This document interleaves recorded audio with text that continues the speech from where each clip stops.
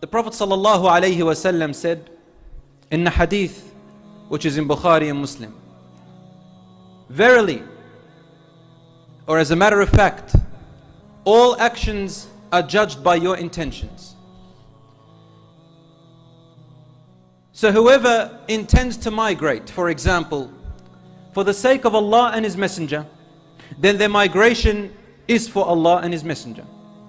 But whoever, for example, wants to migrate for something of this world that he or she wants to attain, or to marry a woman, for example, then their migration is for that which they intended.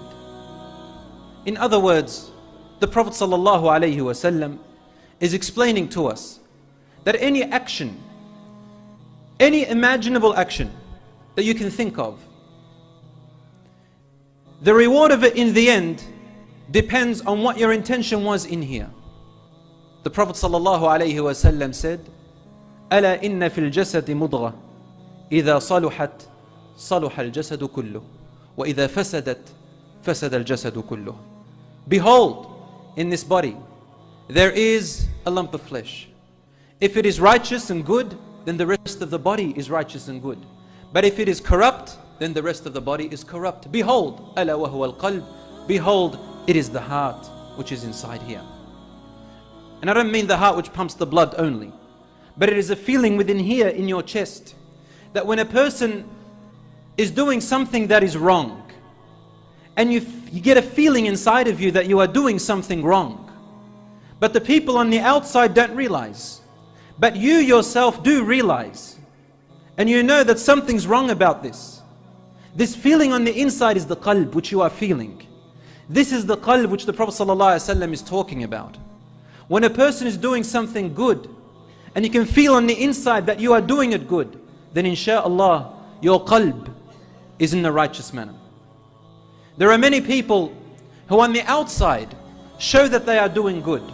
They speak well, they dress well, in the way that Allah subhanahu wa ta'ala loves and His Messenger has taught.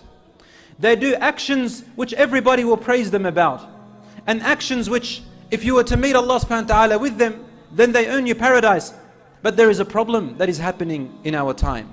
In this time of lies, this time of deception, the time of the shaitan, the era of the Dajjal, we have so many trials, so many confusions via the media, in the social network, in the way that we learn our knowledge today, in the behavior and the interaction that we have towards each other.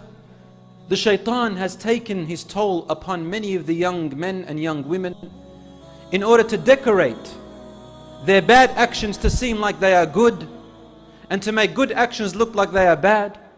But even further than that, he went to those who are practicing their deen, saying to them, look, people are looking at you. Look what is so famous out there. You can get popular by looking religious. You can get popular by dressing religious.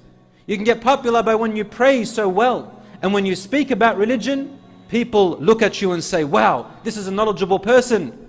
And so the shaitan begins to pick at the heart, until all the actions that the person has done are destroyed.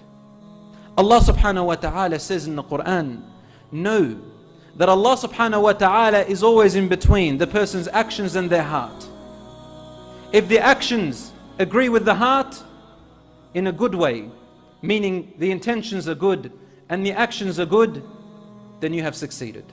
But if the actions oppose the intention, then the actions are destroyed. And this is exactly what the shaitan, Iblis, he promised his Lord when Allah subhanahu wa ta'ala told him, you are an outcast for not prostrating to Adam and obeying Allah subhanahu wa ta'ala's command. Iblis said to him with all nerve, he said, I shall sit awaiting your servants. Where? I'm going to wait for them on your straight path. Brothers and sisters, do you know what the straight path is? It is the path which Allah subhanahu wa ta'ala advised us and guided us to, the Quran and the Sunnah. I will sit awaiting for them right there. That's where I'm going to wait for them. And I'm going to make sure I deceive them. I'm going to make sure that while they think that they are doing the right thing, I'm leading them towards hellfire. To the point where I will make the hellfire I will make them be the ones who will be ignited by the fire.